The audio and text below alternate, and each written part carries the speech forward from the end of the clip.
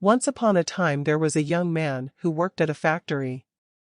His mentor, an old technician, taught him to talk less, do more, and never stop developing his skills in every aspect of the factory's operations. 10 years later, the old man retired and the young man became a technician himself. He continued to do his work with the same dedication and diligence as he was taught. One day he visited his mentor. The old man saw that he seemed unhappy and asked what was troubling him. The young man sighed and poured his heart out. I have been following your instructions exactly all these years. No matter what I work on, I keep quiet and focus on the job. I know I have done good work at the factory, and I have learned all the skills that can be learned there. What I don't understand is that the guys who don't have my experience or capabilities have all been promoted while I am still making as little as I did before when I was your apprentice. The old man asked, Are you positive that you have become indispensable to the factory? The young man nodded. Yes. The old man paced back and forth to think.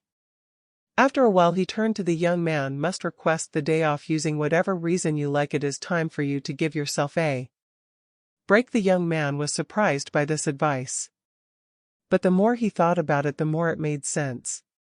He thanked his teacher and left quickly to make a time-off request. When he returned to work after his day off, the manager called him into the office to tell him that things did not go well at the factory. While he was gone, others encountered many problems that normally would be handled by him, and they had no idea how to solve them. Realizing his importance, the manager decided to promote him to the position of senior technician. To thank him and encourage him to keep up the good work, the young man was grateful for his mentor's wisdom.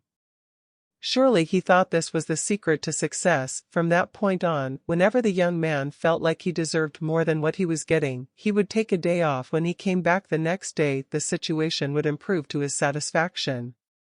This pattern continued for months. One day the young man found that he was blocked from going into the factory. Much to his shock, he found out that his employment was terminated. He could not believe it. Not knowing what else to do, he went back to see his mentor to try to figure out how things had gone so wrong.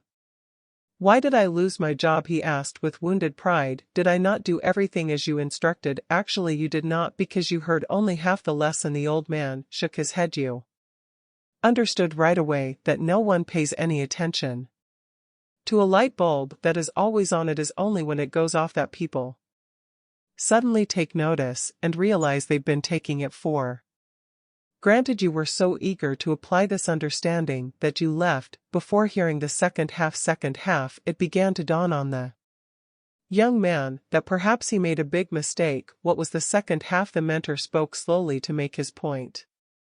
The second half, more important than the first, is the realization that if a light bulb goes off frequently, then sooner or later it will be replaced with one that is more reliable. Who wants a light bulb that no one can count on to provide illumination? You see, in life, in your life, do you have friends and family members that you take for granted? They're always there for you. What happens if one day they are no longer there? Do not wait for such a day to suddenly realize how important they are. Give thanks today for the good fortune of having them in your life. Also, don't let yourself being taken for granted, but at the same time, do your work and don't stop everything you do just because it doesn't go the way you want it to go. Find the balance in life, and life will reward you with giving you the balance back. This is their to-do motivation.